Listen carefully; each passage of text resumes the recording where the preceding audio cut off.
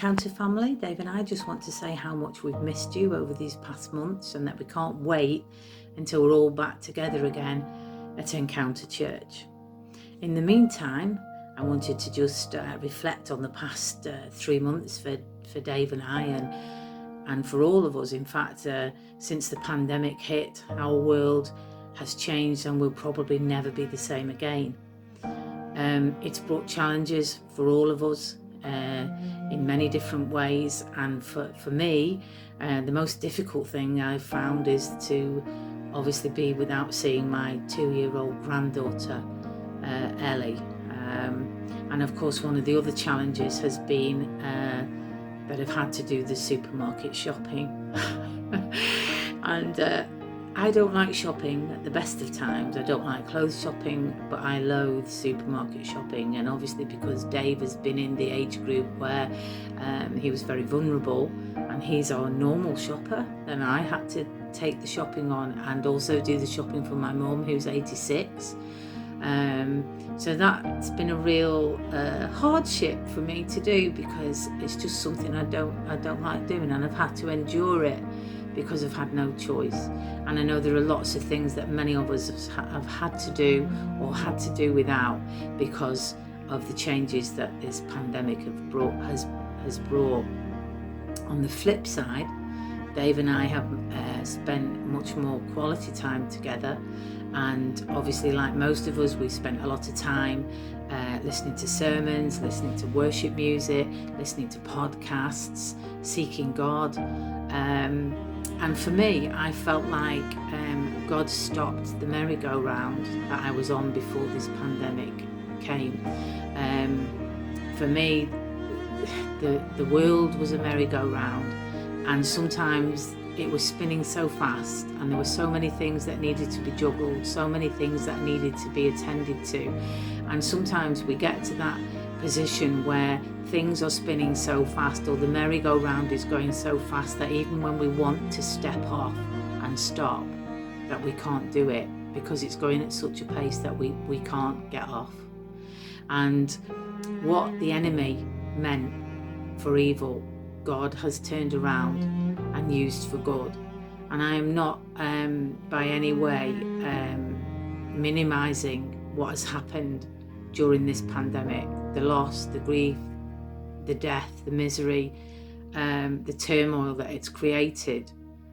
But also many people have come to know Jesus through this.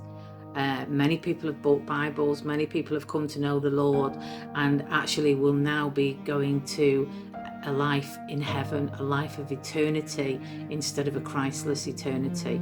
And so God has been working the whole time in the background. And one of the things that really struck me, which is really why I wanted to do this short message, was a sermon that I listened to the other week, and it really, a short story, and it really touched my heart. There were two gentlemen that were going to speak at this church service. One was a really young man of God, very passionate, and the other was an old man of God, and they were both sat on the front seat next to each other, and they called the young man of God up, and he got up and he went to the platform, and he was very eloquent and very well spoken, very passionate. And he began to speak the Psalm 23, I think it is. The Lord is my shepherd, I shall not want. And as he began to speak and he began to preach, the congregation clapped and cheered, and the place was on fire. And the young man of God came back and sat back next to the old man of God, and then it was his turn. And the old man of God got up and he walked slowly up to the lectern. He took out his tattered, worn Bible, placed it on the lectern, pushed his glasses on, leaned over and began to speak. The Lord is my shepherd, I shall not want. By the time the old man of God had finished speaking, you could hear a pin drop. He walked slowly back to his seat and sat down next to the young man of God. And the young man of God said to him, "What happened then?" When I spoke, everybody clapped and cheered. But when you spoke, all I could hear was weeping. And the old man of God said, you know the psalm, I know the shepherd.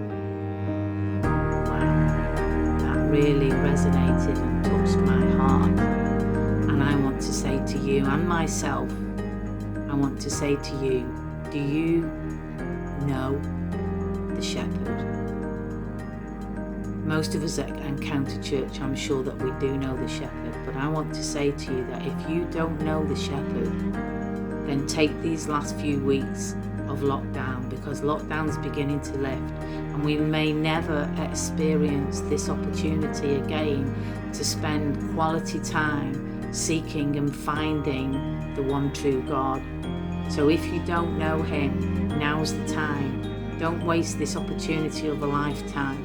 And if you do know him, again, don't waste this opportunity of a lifetime. Let's seek God in that quiet place and find him in a deeper, more meaningful way than ever before. So I just want to encourage you and say, lockdown's lifting and we're coming out on the other side, and soon we'll all be together again. But let's not waste what time we have left, because it's precious and it'll never come this way again. Amen. Bless you all. See you soon.